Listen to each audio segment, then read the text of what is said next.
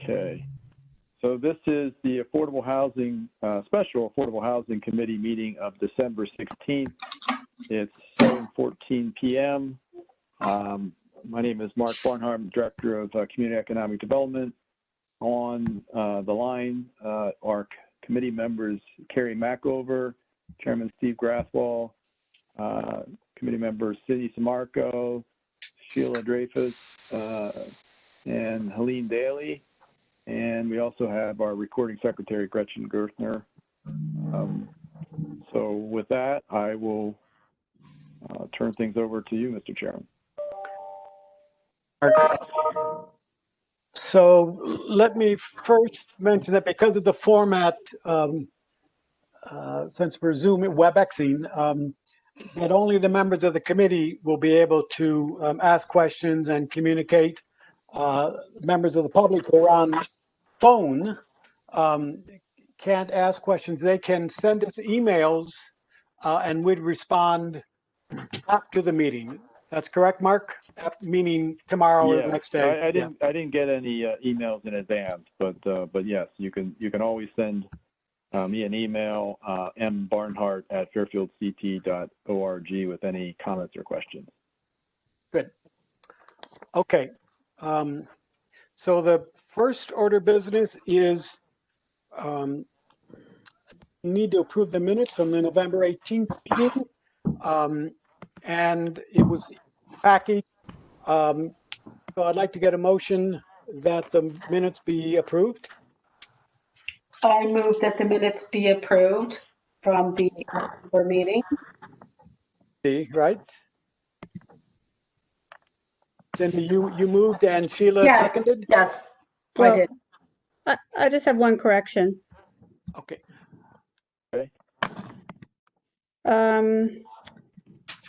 Correction, I am looking for it. Where'd it go? I pulled it up. It's a PDF, isn't it? Okay. In my comment regarding the ADUs, it was, the minutes state that I referred to the ADUs being, and this is not an exact quote because I'm not going to be able to pull it up, of course. So, yeah, go ahead. Yeah. Ms. Dravis said it would be important to emphasize that the ADUs will provide some income for the owners.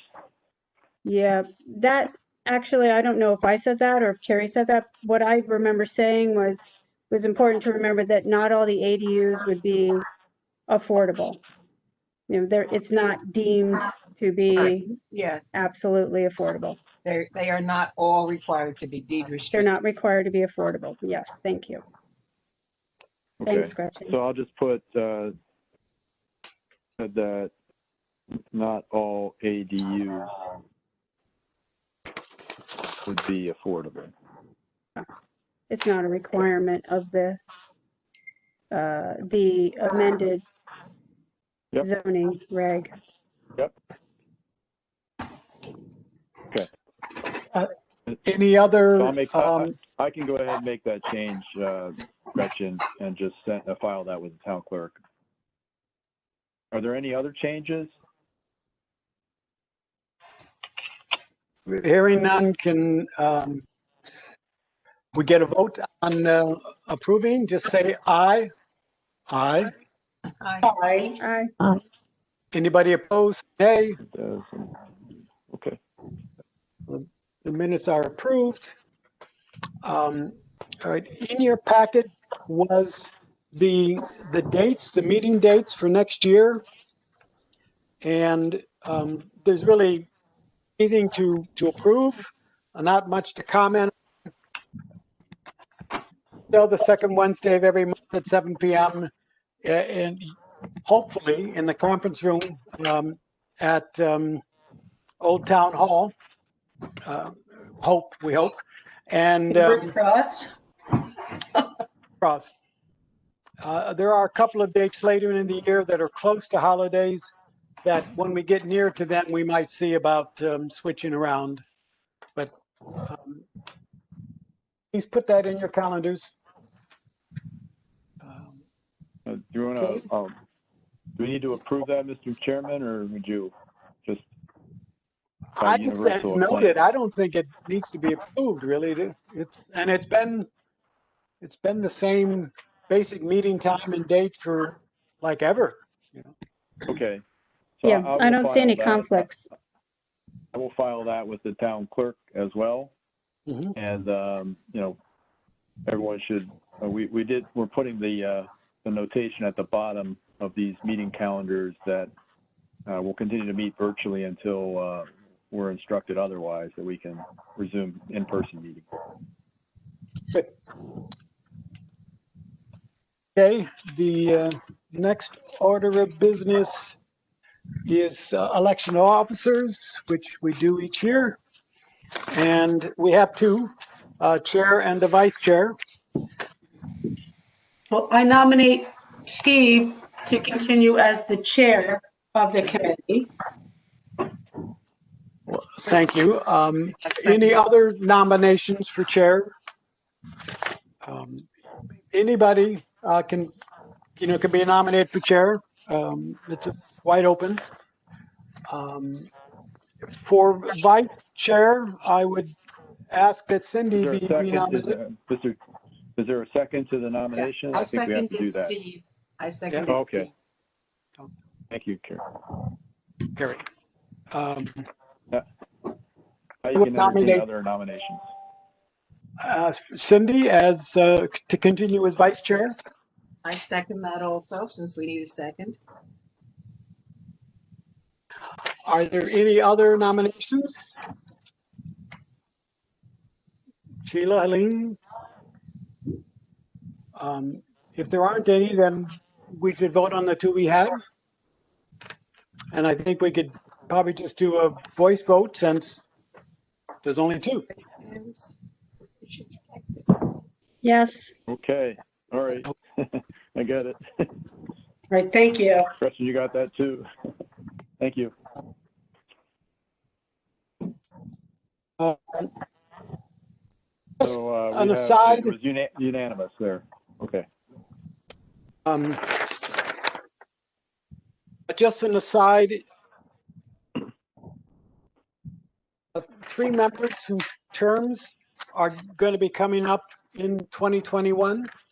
And so I would ask the members to think about other people who they might suggest that we talk to about being members for 2022. So just keep it in mind, you know, there's not a crunch until we get towards the end of the year. But an architect would be a good addition. Lawyer, that'd be good. Who's There coming is up? one host An and architect, two actually a builder or a participants in developer. this conference. Couldn't hear you. What was that? I said a developer or a builder, because I know when we were meeting with Ridgefield, one of the members of Ridgefield was actually a builder, and he had a lot of interesting and good things to say. I don't know if anybody knows anybody in that particular field, but I think some of you must. And that would be a good addition also to the committee in terms of representation. Do we have a vacant? We don't have any vacancies, right? No vacancies, but Yeah. at the end of the year, Cindy, Nancy, and Carrie, their terms are all up at the end of the year. Well, I don't know if it's November 30th. And I believe that the members stay on until a new member is nominated and approved. And so there's a little overlap into 2022.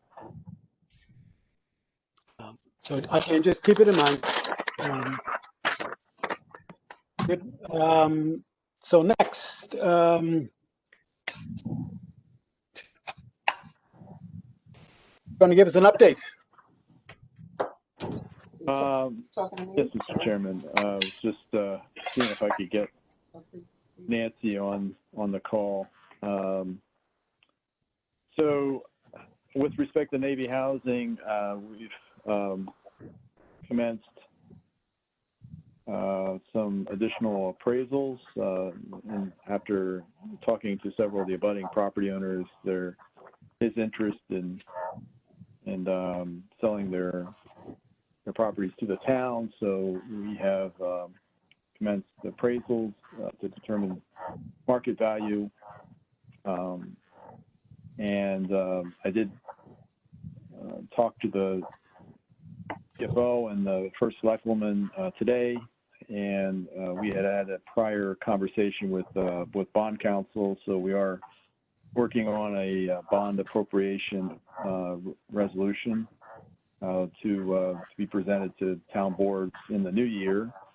The intent would be to finance the purchase. I don't think it would require any additional outlay from the Housing Trust Fund.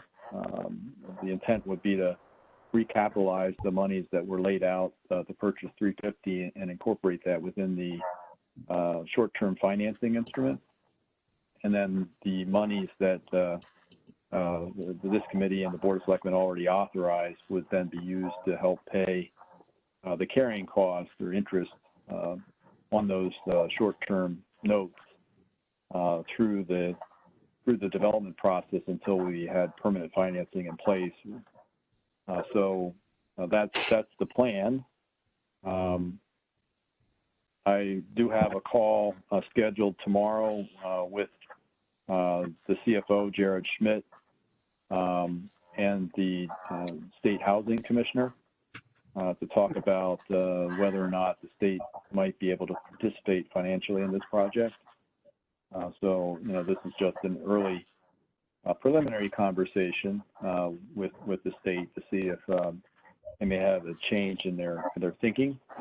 And I did thank you, Steve, for reintroducing myself to Duo Dickinson. I met with him earlier today, and he shared with me a preliminary plan, which just basically shows the feasibility of a 15-unit development on the 1 acre that would be a part of the first phase of redevelopment. So we had a combination of 3-bedroom and 2-bedroom units,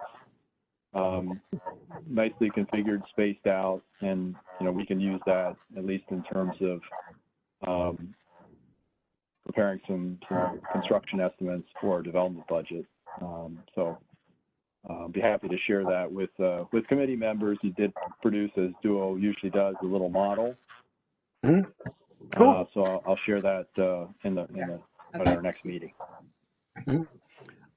Two things, Mark. One is if you're having a call tomorrow, you going to have any of our representatives, Tony or I think Kristen? Yeah, we talked about that today a little bit. I think that might be a little premature at this moment. I think Jared.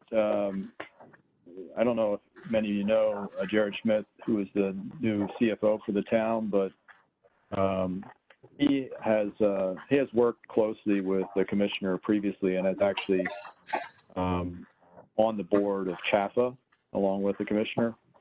So he knows her pretty well, and based on that, I think we just wanted to have an initial conversation to see if they're see where it goes, and then beyond that, I think we can certainly talk and keep our legislative delegation in Hartford apprised of that.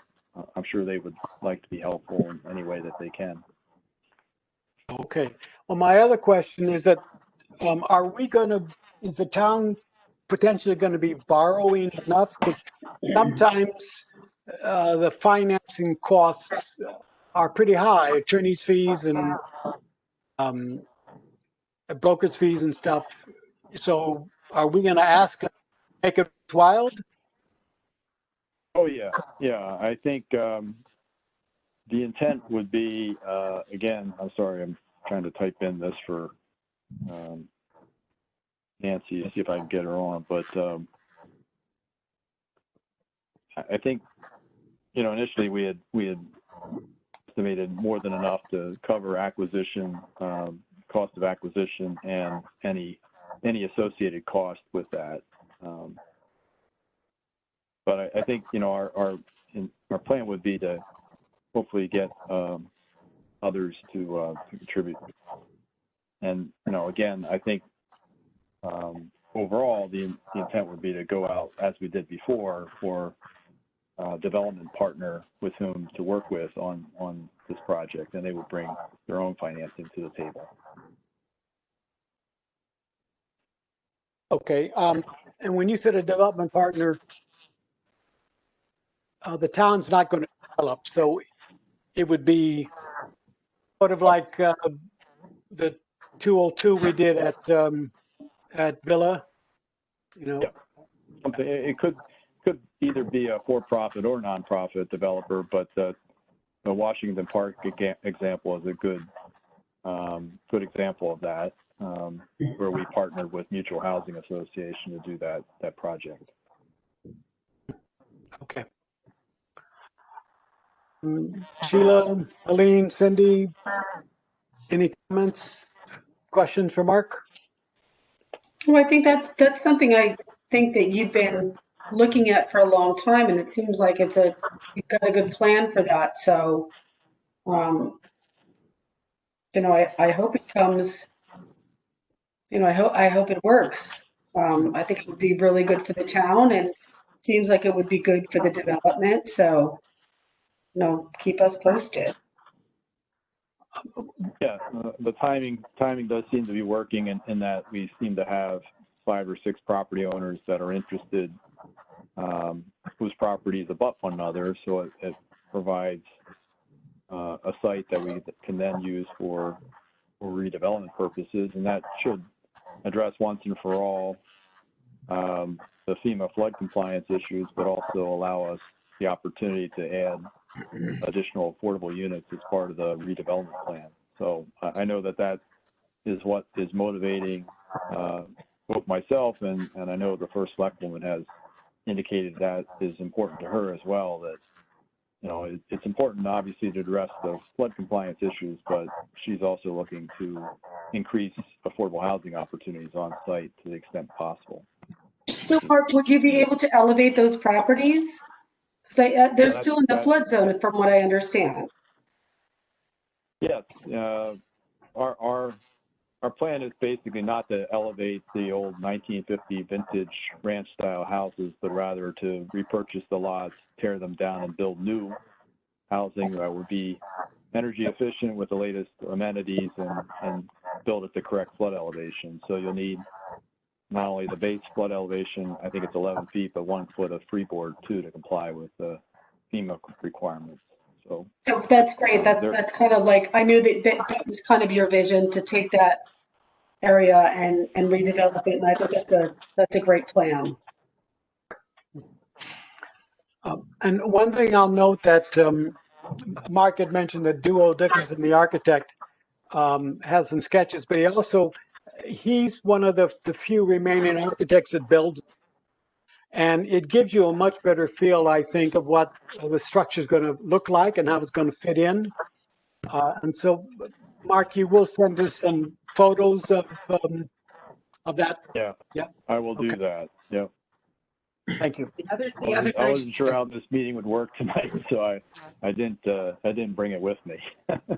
Something like that also has the opportunity to really serve as a good example of how affordable housing can look when it's designed for the site and it's specific. And if we can demonstrate to the community that these can be in scale and compatible with the neighborhood, that goes a long way.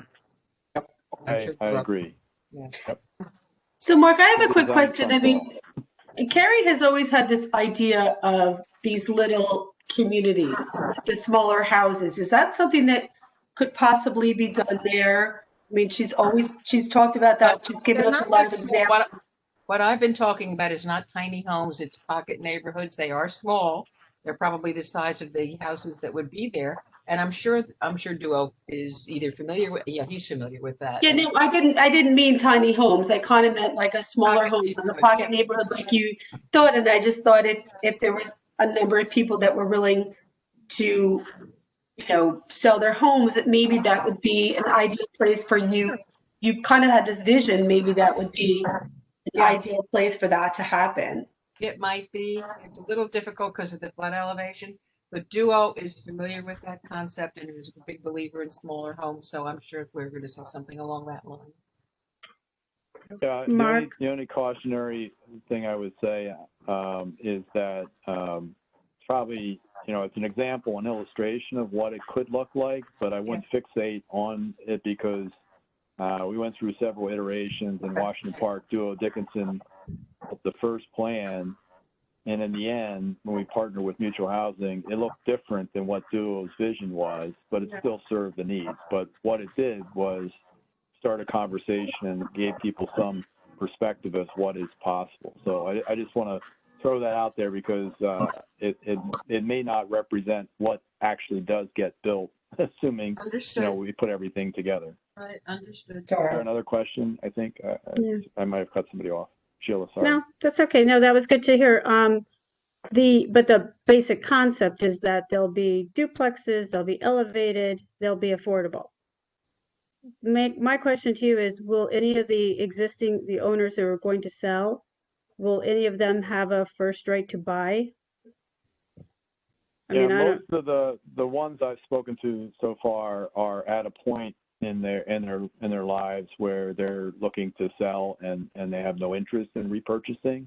It has been a conversation in the past with other people who live within the development. So I wouldn't want to rule it out, and I think we would try to accommodate that, just like we accommodated the individual who sold us 350 Quincy for desire to have some additional time post sale as a holdover tenant. So I think we're happy to take on those requests. Yeah, because who knows what'll happen 6 months to 12 months down the road. They may actually not be able to move anyplace else and would like, if they're still income eligible, would like the opportunity to remain where they've lived for what? Let's see, 2005 or 2010. When did you? I'm trying to remember. That was 2012. Some of the folks are original owners, but not all. So they've been there for 10 plus years. Some of them. Yeah. They don't know what they might be at in 6 to 12 months. It's hard to sell a house in Fairfield and move anywhere else in Connecticut. So you never know. Okay, but so happy to hear that.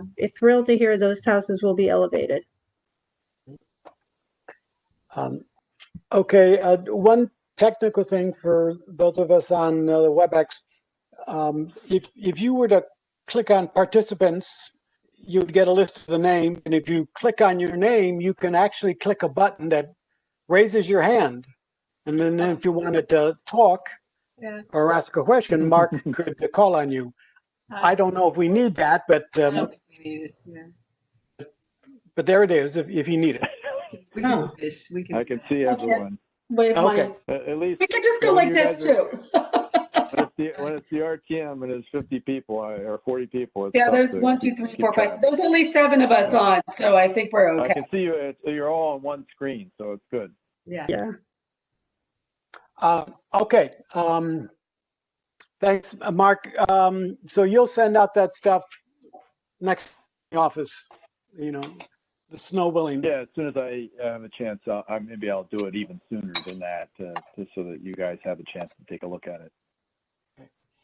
Okay. Moving on, accessory dwelling units.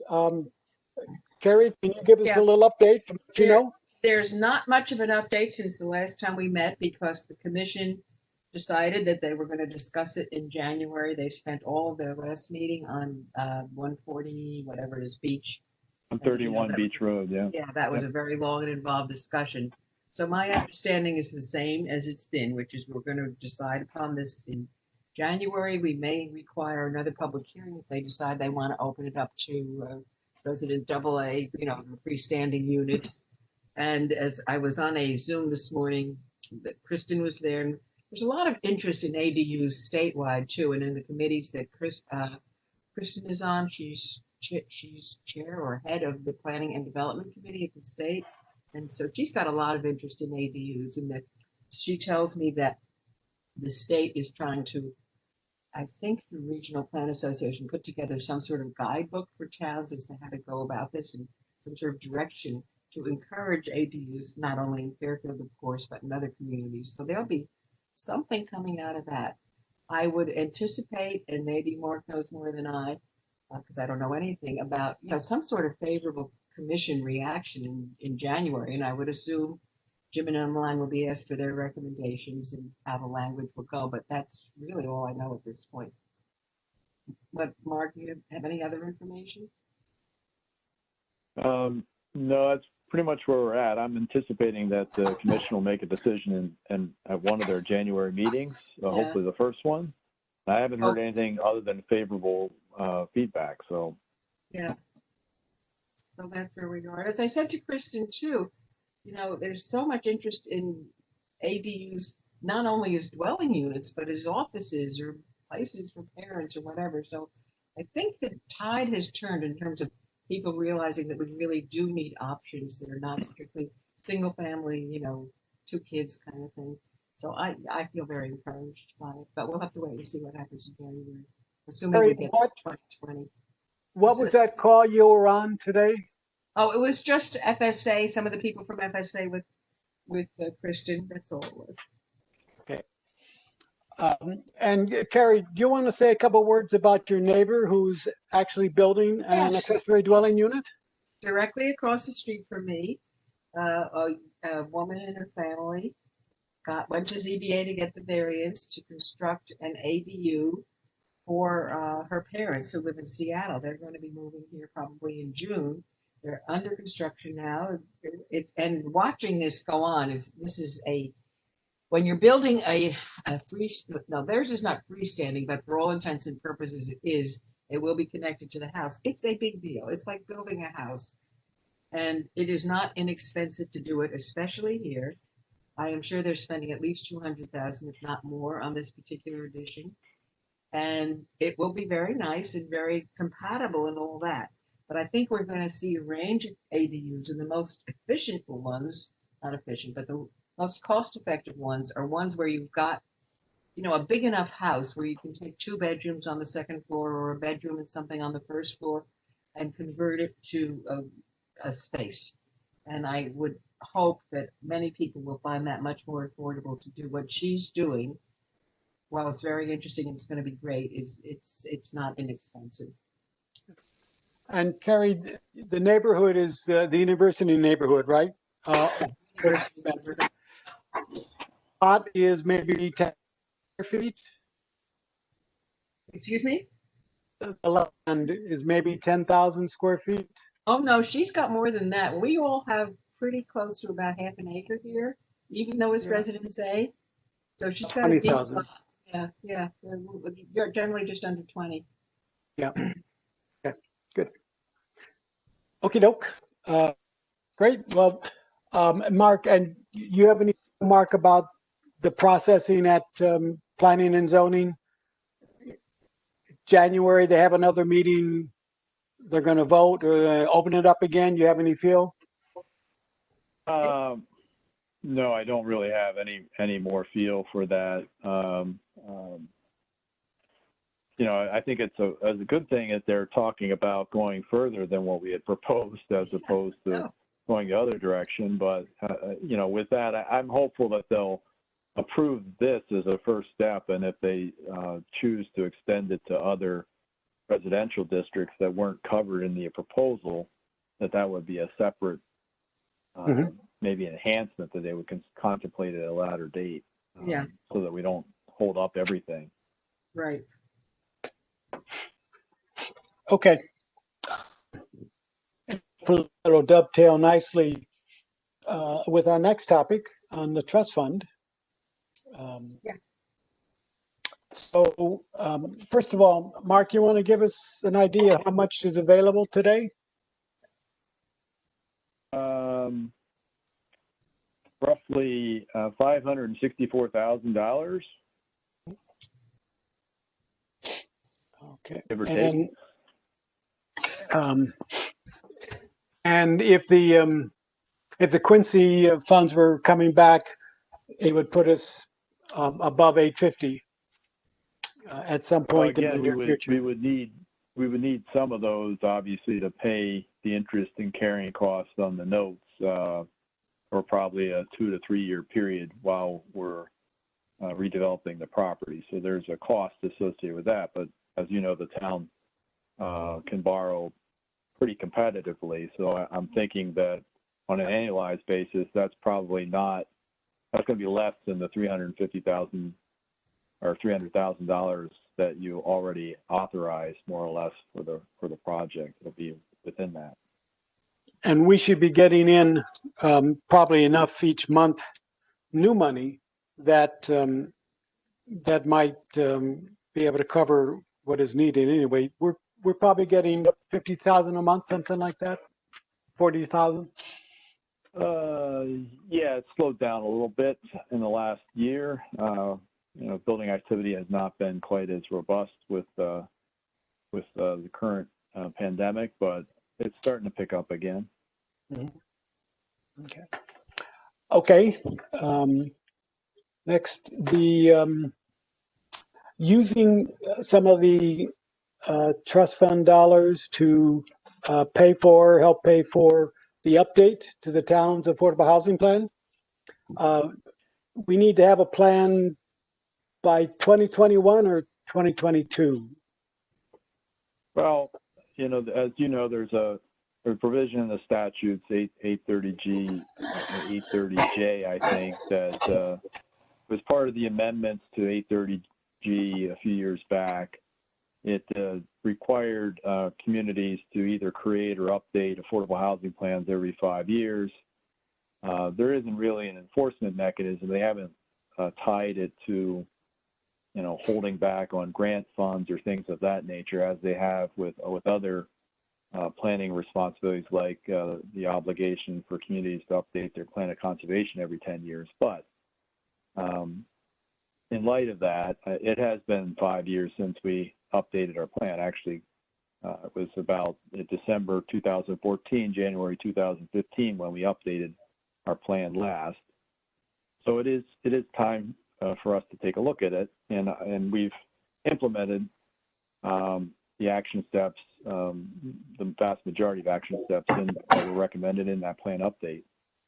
So, and I think there is an opportunity right now in conversations with planning and zoning. As you know, they're in the process of updating their master plan, the plan of conservation development. Housing is a major component of that POCD.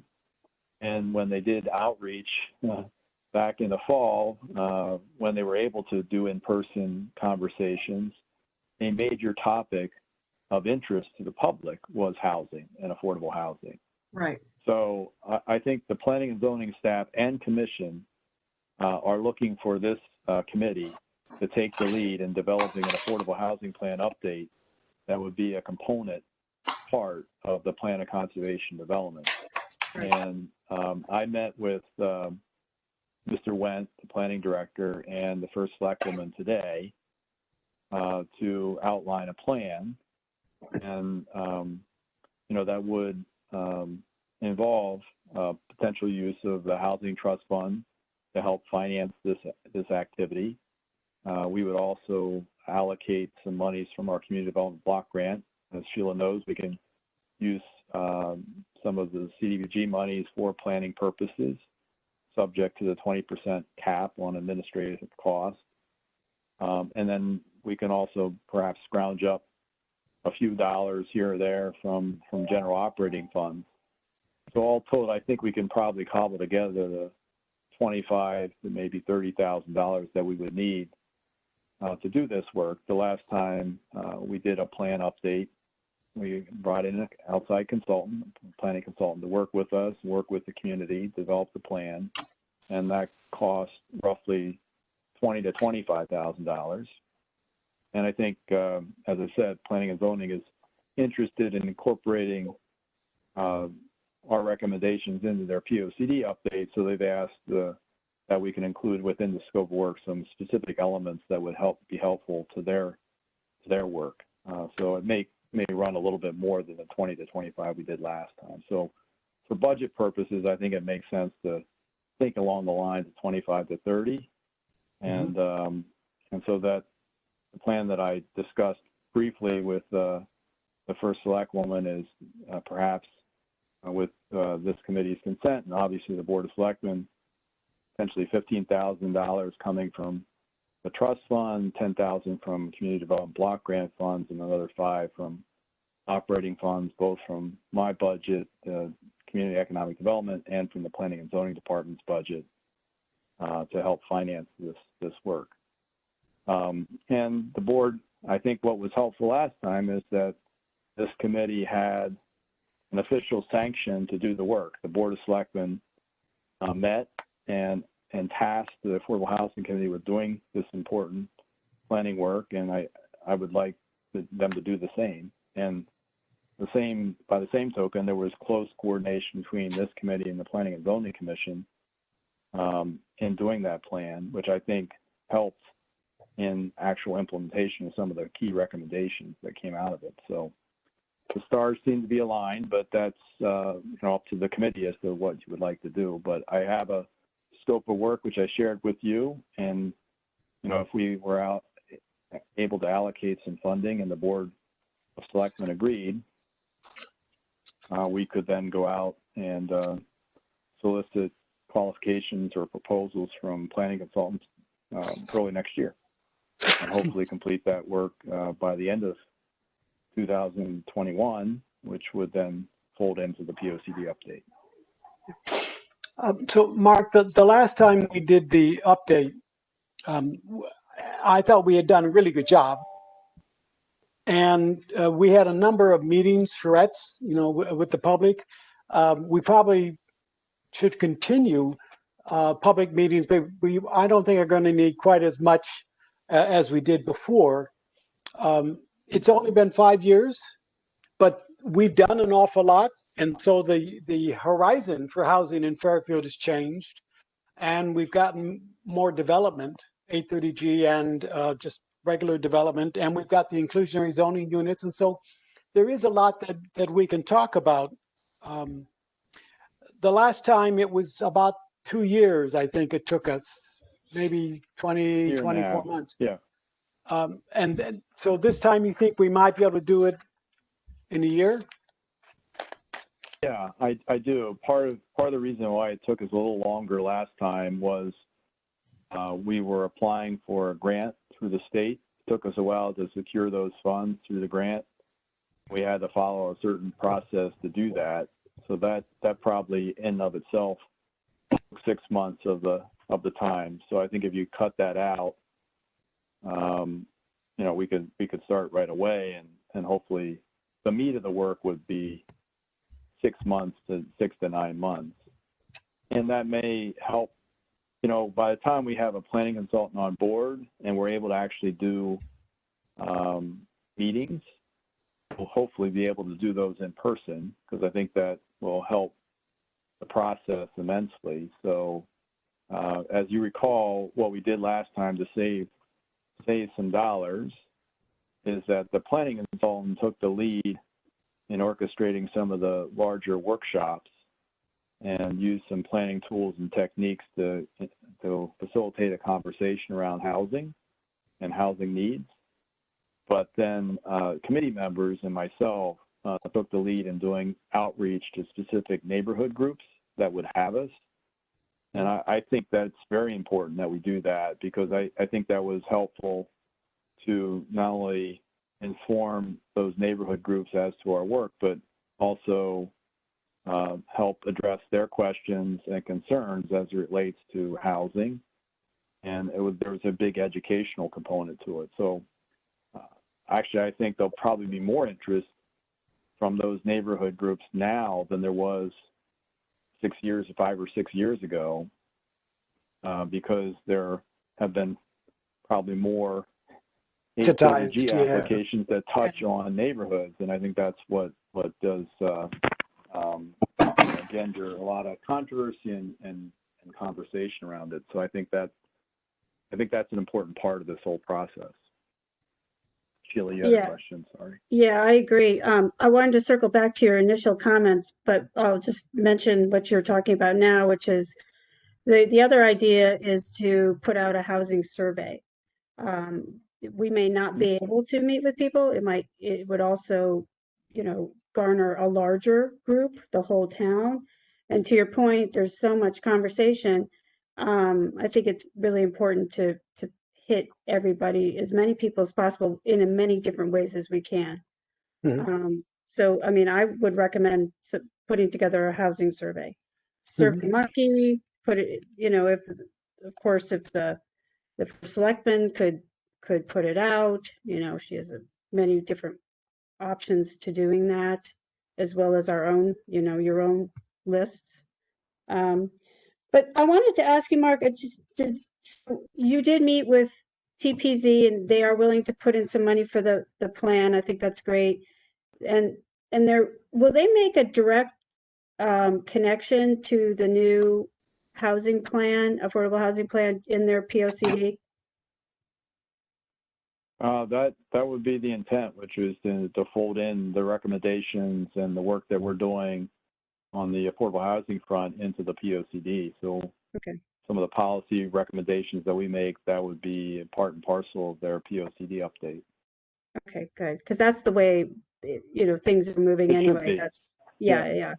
But And my other thought, earlier, my other thought was, could we have somebody from TPZ come and speak, you know, maybe every other meeting, or certainly to be maybe an interested party at our meetings, to the point of, you know, we don't have any vacancies right now, but would anybody be willing to do, you know, some kind of back and forth and, you know, attend a meeting for the AHC?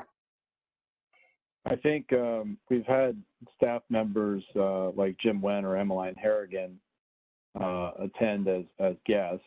Commission members, I know as part of the affordable housing plan update, and we were doing the work around the TOD study, you know, there was a lot of involvement in the affordable housing plan.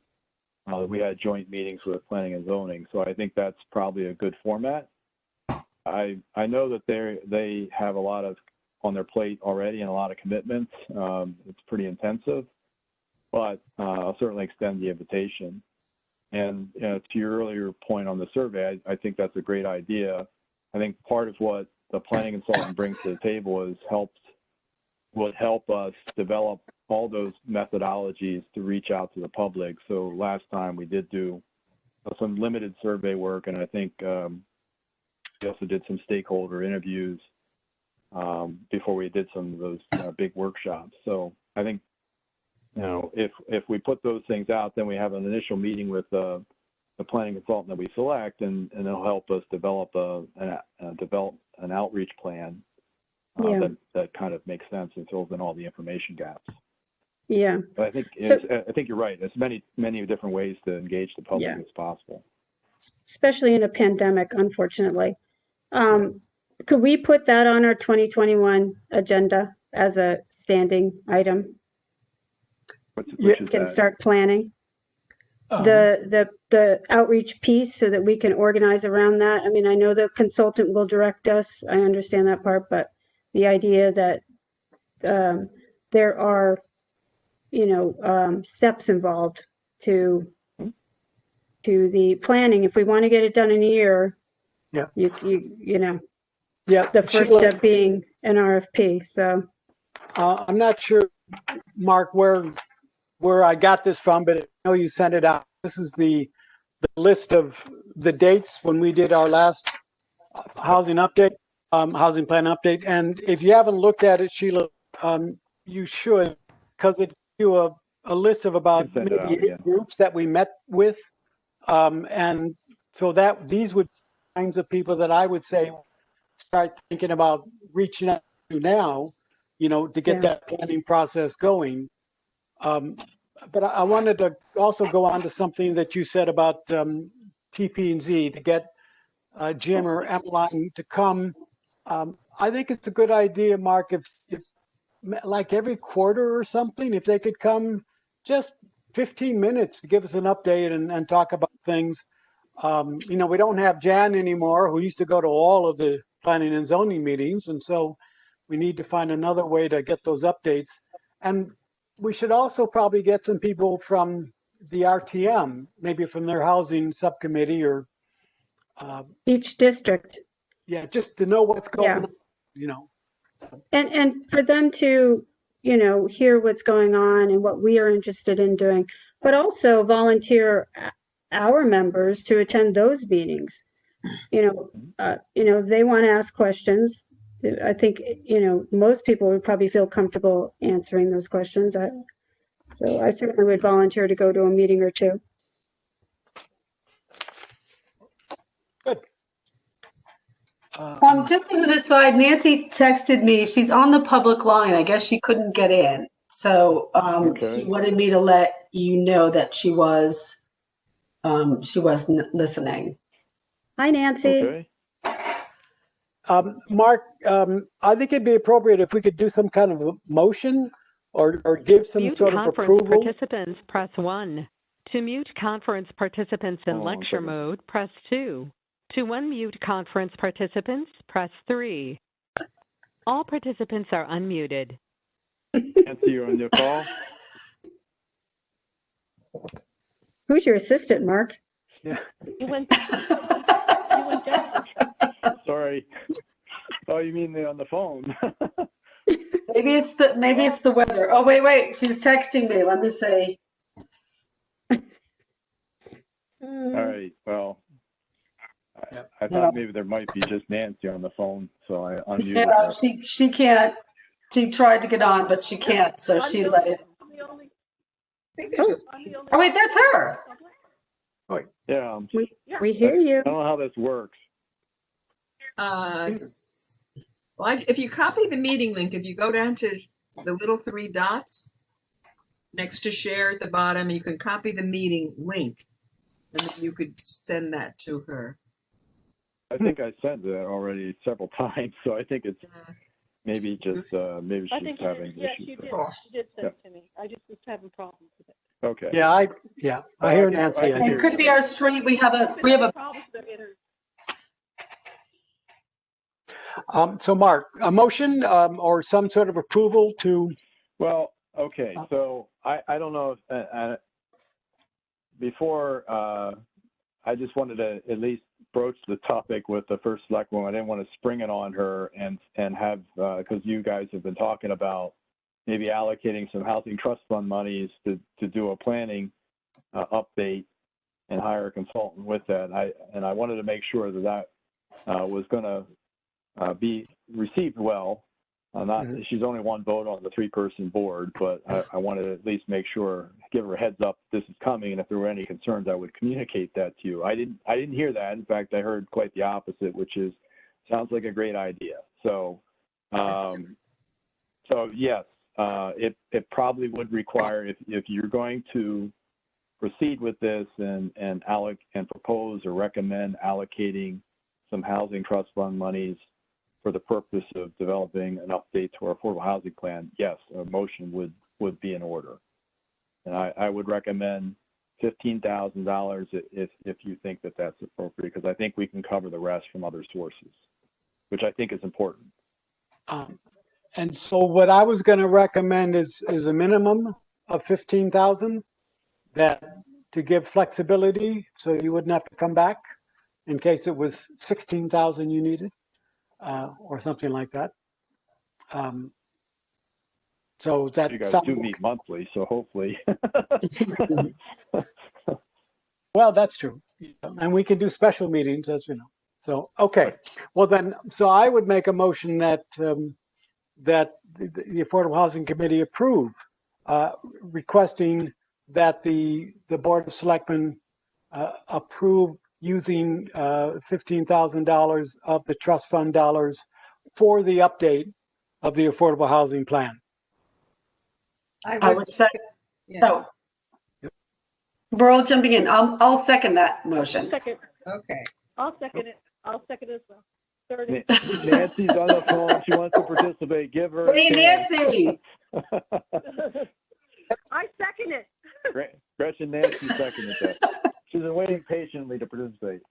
Yeah. Okay. Be unmuted. So any discussion? Any further discussion? If there are none, if we could vote by raising your hand if you're in favor, or saying aye. Nancy? Aye. Aye. Aye.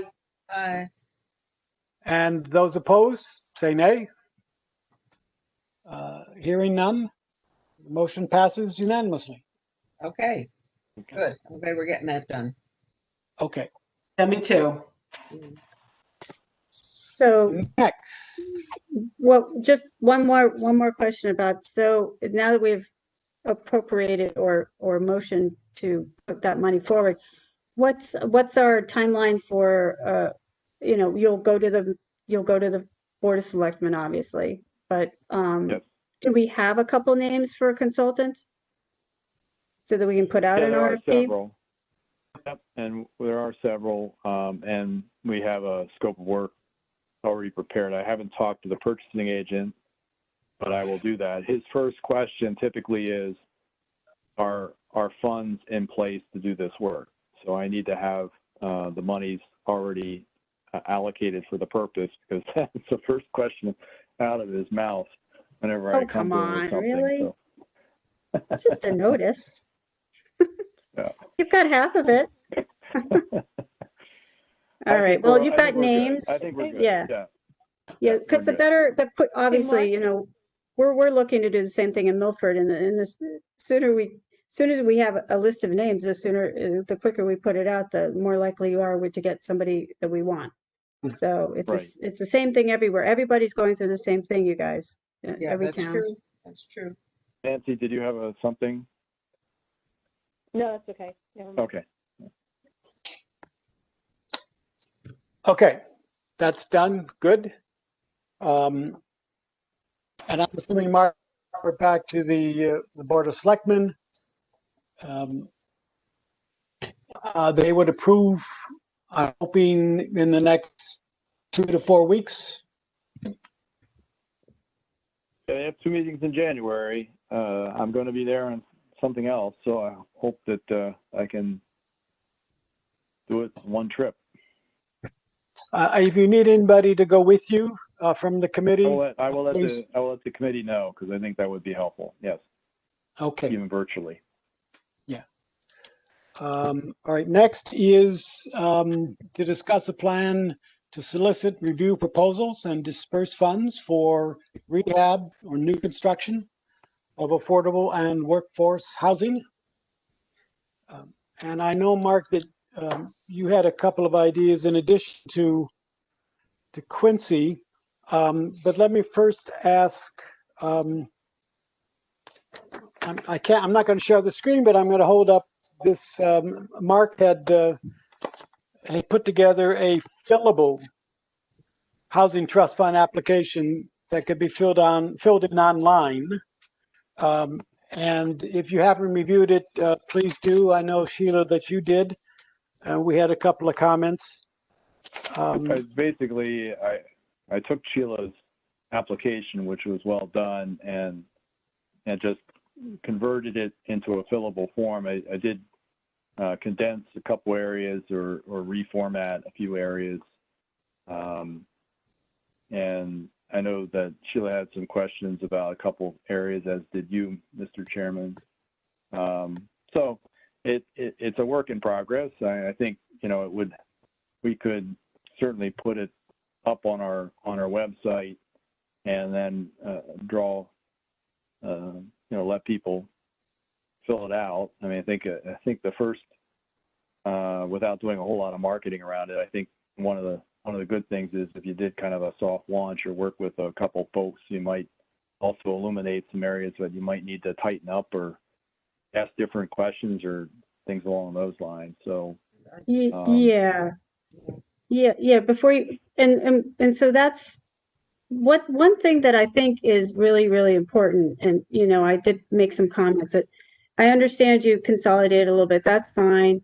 I did think that before, it's not done until there's an introduction and the instructions, and Yep. Unless I'd like to see that before you. I mean, we think we should all see that before you put it up, because that was one change, yeah.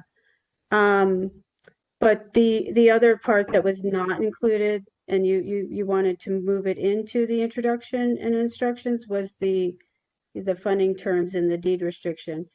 And I just say, again, I'm all for full transparency. I wouldn't apply for anything. I wouldn't apply for a loan unless I knew exactly what the criteria was, a personal loan, like, well, what are the terms? So I feel like the more they know and the more information we get back initially, the less time we spend talking to people who, may get just tired of talking about it. There's that factor too. So that's why I'm always for ask more now than later.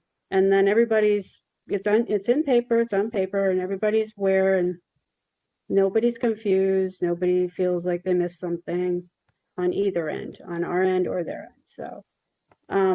So that was a mouthful, but I do really want to be able to see what you have in mind for the introduction, the application instructions, because really that's the criteria for reviewing an application. The instructions are essentially your instructions, so they haven't changed a whole lot, other than that information you're referring to was put in the instruction piece.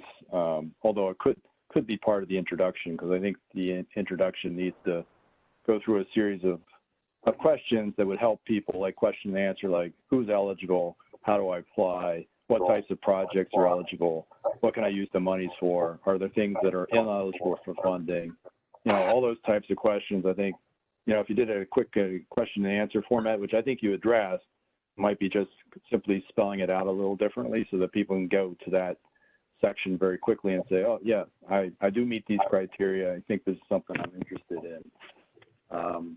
And I think, the way I know originally we talked about like a pre-application, but the more I read, the work that you and the subcommittee did, it really struck me as an application, not a pre-application. Pre-application would be kind of a very, short type of document that doesn't get a whole lot of information. Inquiry, a funding inquiry. That's okay. I see this as an application too. And the only additional information would be, extensive, how much more extensive financial information do we want to ask? And that would be in writing. So yeah, and that was the next step. We may need to just allude to that if we deem that, the project you have in mind is merits further consideration, you'll be expected to provide the following additional information, such as, a full development pro forma and things of that nature, or the financial underwriting that you're looking for. Right. But so we that's may not have that, we may not ask for that right up front. We may, if they have it, it would be helpful to know, but if they don't, like the site plan, if they don't have that, that would be something we would expect them to provide at some point in the future. Right. I agree. And so that the draft that we prepared alluded to that at the bottom. Mm-hmm. Yeah. Okay. Well, so. And I think you've also done like a checklist before too. So that might be some way in which we organize it so that people understand the types of information we're looking for. Okay. So that's what you want me to do next. Well, I can send you what I have. That mark you can fill in the. Yeah, I've started laying it out, but I'll send it over to you to take a look at, so you can do that over the Christmas holiday. Thanks. No, if you want to proceed, I just wanted to be sure that we were not going to be posting anything until we were all into the introduction and the instructions were. No, I think that makes sense. I think you probably should have review it and approve it before it goes up there. I agree. But we should have a timetable. Like I think it's appropriate to. We're on time. We're on time, up there, Steve. get it up there in January. Remember, we said mid-January we would be ready to go. So all right, to approve something. Yeah, we're good. We'll have we're on time. A meeting. Okay, we'll have a meeting in early January. So that'll be on the agenda for approval at that time. Yep. That's the game plan. Okay, cool. Thanks. Yep. Okay. Going on still within the Housing Trust Fund ideas, some possible other uses. Let me jump to land banking. Sheila, you sent something around today. That's good. Land banking's a great idea. It's expensive though, unless people donate land. Yeah, I And- kind of just think that we should take that off. I'm not so sure we should take it off. Why could it not be one of the considerations that would be part of the affordable housing plan update, just as a subject? Well, that's what you could roll it into, you know. I mean, it should be part of that's a perfect example, but it doesn't necessarily need to be on an agenda. We Correct. don't talk about it. We could, you know, it could be listed absolutely in the conversation about affordable housing plan. Yeah. I love the idea. It's very, A request, if somebody donates Yeah. land or as part of their estate, that'd be great. really Yeah, the most, it generally happens in areas that are a little less settled than Fairfield. And Yeah. it's people who have, you know, sometimes many acres of land, and part of it's keeping it open, part of it's keeping preserved, part of it's saying, yeah, you can use some for housing. It's Well, something yeah. we should at least look at. But from what I know of housing trust funds around, housing land banks around the state is generally the more rural and also more wealthy areas. Not always, but yeah. Well, land trusts are one thing, but land banking do not have a positive connotation, and especially in an area a town that is so developed as ours. So a lot of people see it as putting land aside, and then they get a little nervous. But I think there's a lot more education that needs to go, you know, about affordable housing, and a lot more acceptance before that's even a concept that we could pursue, you know. But definitely in a plan. Yeah. Sheila, you know, there's a lot of stuff bubbling around the state on zoning, relaxing zoning, allowing 2 and 4 family homes in just about any district. And there's going to be some legislation, I'm sure, proposed in 2021. So we're all going to have to keep our eye out for that. Yeah, I'm trying to get up to speed on all that. I'm going to send you all the YouTube channel for the Partnership for Strong Communities. They posted all of their presentations for the 4 or 5 days of that. If you know, you might have caught some of them, but it's just a wealth of information, and it's just so well presented, and such a real world picture, you know, of all of that, and including zoning. So I'll send it to you. I'll send you the link. It'll be easy to find, but I'll just send it to you. You know, YouTube's crazy. Yeah. I find YouTube, they'll be really good. If you want to change the battery in your car, you go to YouTube. If you want to hear somebody talk about heart surgery, go to YouTube. It's all on there. You want to build a deck, go to YouTube. Yeah, it's all there. So, okay, that's all for the Housing Trust Fund. Oh, no, I'm sorry. Direct assistance to nonprofits.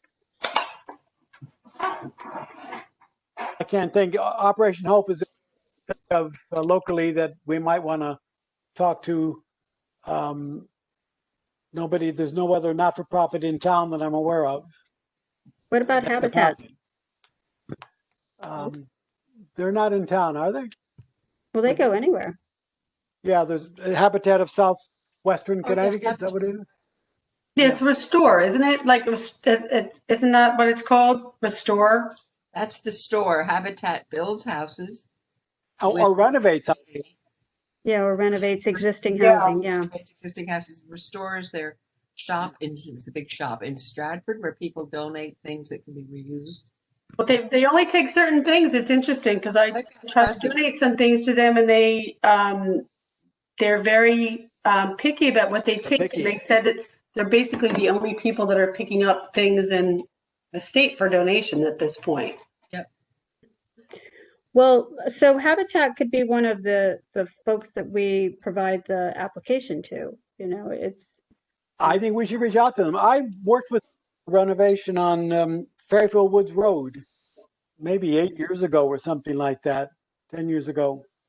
And so I know they do renovations. And I've seen them do new construction in Bridgeport. They do it pretty quick and they do it pretty well. You know? Yeah, and they're established, you know, they're a name that people recognize and respect.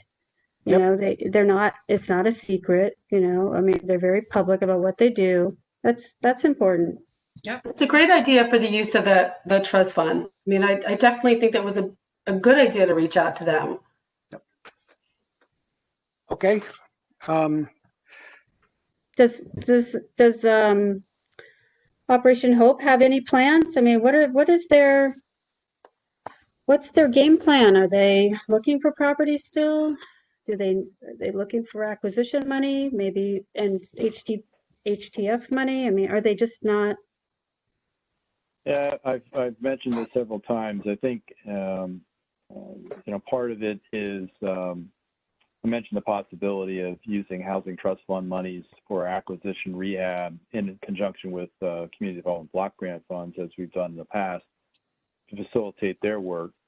And I know that they're open to those ideas and possibilities. I do think that they're focused right now on finding a location for some of their main operations. Their lease on 50 Nickel Street is ending or has ended, and also they're not. I don't know if this is public knowledge, but they're not totally settled long term in their current location on Old Post Road, and are looking for alternative locations for some of their core functions, both their administrative functions as well as their community kitchen and food pantry and everything else that they do. So I think they've asked me to help them identify sites that might work for them for those functions. So that might be what's taking some of their attention right now, that they're focused on some of those things, which is a big nut. Yeah. Yeah. Do they get any funding for something like that from administrative offices from the state or the federal government, from HUD? I don't even know how that works. I think when I talked to Carla, she had indicated that they anticipated receiving some either government or foundational support for those operations that they're looking to relocate or move. So it did sound to me like they did, and they do receive some operating support through us. Of course, yeah. Small. Yeah, small right. amount, I know it's. We wish we could give them more, right? But Yeah. do they have a grant writer? Yes, they have do. a grant? They do. Yeah. That's good. All right.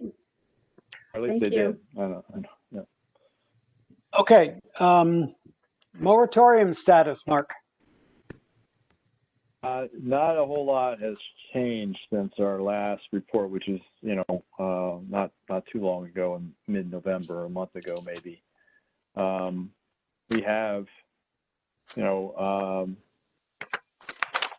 think I sent it out today. I don't know if anyone had a chance to really look at it, but I'm pretty sure nothing really has shifted that dramatically from a month ago. We're pretty much at the same spot.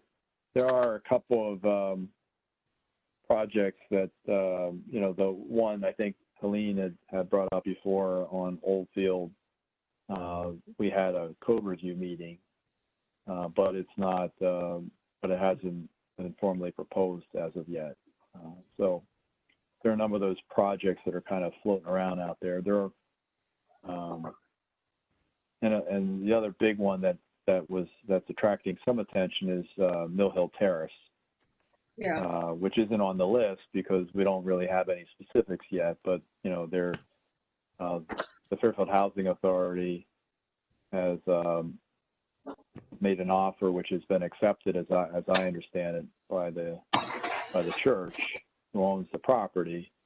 It will be the ownership of the property if it actually goes through. I don't even know if it's gone to contract, let alone closed at this point, but it would be a single purpose LLC that they would form for that purpose. And then they would most likely, you have to use low-income housing tax credits to finance the project on site if it gets to that point. So that's a little bit down the road, but I know I've gotten phone calls. I'm assuming perhaps people on this committee have gotten phone calls from folks in that neighborhood asking for more information or expressing concern, but we don't have a whole lot of specifics other than, you know, they made an offer, the offer has been accepted as far as we know, and they were in the process of going to contract. How are they going to pay for that? Just out of curiosity. I believe that the funds for the acquisition were coming through the Westport Housing Authority, which, as you know, the Westport and Fairfield Housing Authorities are, you know, they enjoy common leadership. Yeah. But and you know, the housing authorities do have the ability to borrow monies, borrow funds, issue bonds and notes and things of that nature. So that might be how they're doing it, at least initially. But I'm sure that just like on Pine Tree, typically how they finance these projects is through an application for low-income housing tax credits. And I believe Carol's going to, if she does in fact close on the property and goes forward with a development plan, she's going to go after 9% tax credits for the deal. So it'd be 40 units, 50 common. units? I have no idea. I think, and I think that's the issue. We don't have a lot of information. You know, I've talked to Carol, but that was before Thanksgiving. Yeah. But even there, you know, she didn't have many specifics to share. But you know, there's a lot of speculation within the neighborhood, you know, in terms of the numbers. Well, I can say, oh, sorry. I will say that the housing authority, compared to other private developers that have done projects under 830G, and let's presume that this is a set-aside application under 830G, their level of density per acre is much, much less than what a private developer is doing. Now, this is a big site, so it could accommodate a fair number of units, even with the density that they typically do on their projects, which is around 15 or 16 units per acre. So in multiply that out, it's a pretty big number on an 8.5 acre site. However, I could, sorry, I can just say that I don't live far from that area, and I've gotten a number of people who have reached out to me who are not happy about the project and have a lot of questions about the project. And I just kind of want to say that this is going to be another issue as what we had with the High Street development, where I know someone who is almost an adjacent landowner who's already put their house up for sale. So before this even has happened, who kind of knows what's going on. But just a heads up, I think we're going to have a big, you know, a large contingent of people who are very opposed to this development. I guarantee that. can I say something in defense of Carol? She does a really good job. She tries to be contextual. She gets good architects. If she's got a site that's got a little bit more room to move, she will pay attention to the context, to the neighborhood, and she will really try and work with the community to make something that is appropriate. That still doesn't mean people are going to want to see it because that's who they are, but she does do a good job with it. No, I realize that. I just, you know, I'm just saying what people have said to me, Of course. because I don't live that far away. And I also know that the property is very far back, that she, you know, she could really work with that property. Absolutely. But people from my neighborhood are already saying, and I live about 2 miles away from that, already have concerns about it before it's even gone forward. So I'm just kind of, putting it out there that this is going to be a highly contested, you know, development, and you know, we're going to have to deal with that going forward. Yeah, they've already hired an attorney. I've had three or four calls so far, and I know the first selectwoman had asked me to participate in a call today with some of the neighbors regarding Mill Hill Terrace. But, you know, unfortunately that got postponed because the first selectwoman had to go into discussions on storm preparations, but that'll be rescheduled, I think, for either next week or the week following. So, so I know that they're providing some outreach already, or at least the first Black woman is. So. How about this be a suggestion for a pocket neighborhood, as I think Carrie and Cindy were talking about earlier, and the idea that we could, we could suggest that there be not only rentals but small starter homes, a mix of housing. That might be appealing. I think it would make sense. We certainly need some opportunities for people to buy homes in Fairfield, not just rent. Well, Sheila, that would be a great idea there. It's the perfect place for it. I think I know which one it is. It goes pretty far back. Yeah, it's on the right as you're going towards Southport Woods condos. It's on the woody side. Well, if you're coming from Westport, or if you're going past Mill Hill School, it's on the right-hand side. If you're coming from the other side. And I think people are also concerned, since it's kind of on top of the hill, other people are already talking about drainage concerns, about runoff, and, there's been a lot of discussion. But I mean, I have to say the pocket neighborhood would be a perfect area. It would be a perfect area for it. It's several acres. It's a downhill site. And with careful site planning, it can be on a to the neighborhood. Yeah. It would be a perfect place for a neighborhood. I mean, as opposed to like a larger structure, I think a pocket neighborhood would be perfect there. She spoke, I believe it was at the Partnership for Strong Communities, about the property she developed in Orange, where I believe she lives. I think that's what she said. And she worked with the town of Orange on a really nice little enclave property, which is what made me think of it. Yeah. So I'll send you the link. You can look through those slides for Carol, and you could see the development. So that would be great. Thank you. Yeah, that'd be good. Great. Sheila, just want to let you know the address is number 461 Mill Hill Terrace, 461.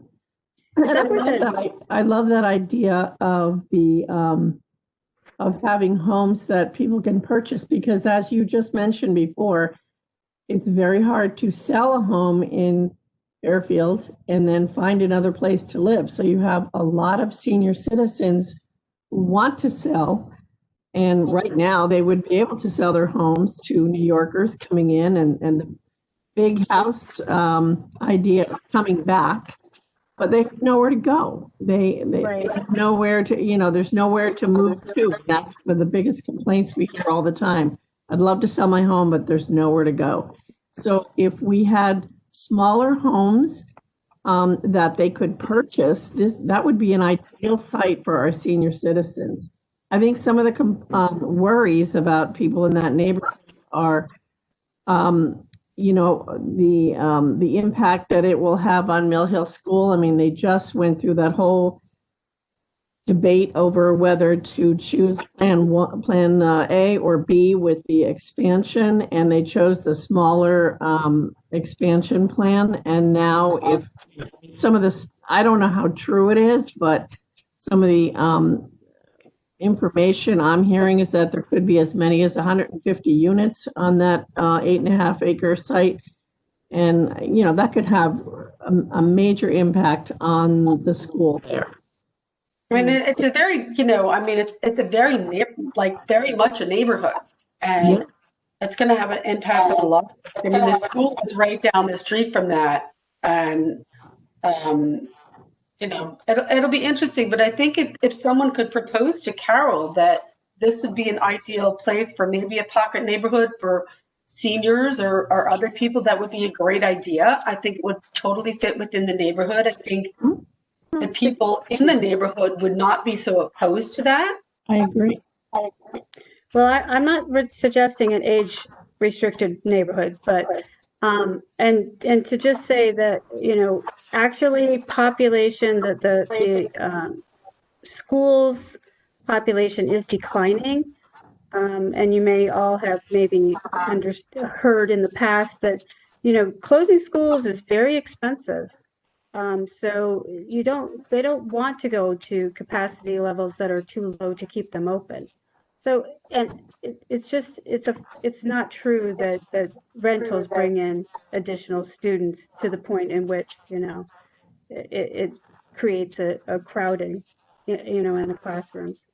A really great example of that is that Milford proposal at the mall, at the Milford Mall, that the City of Milford turned down.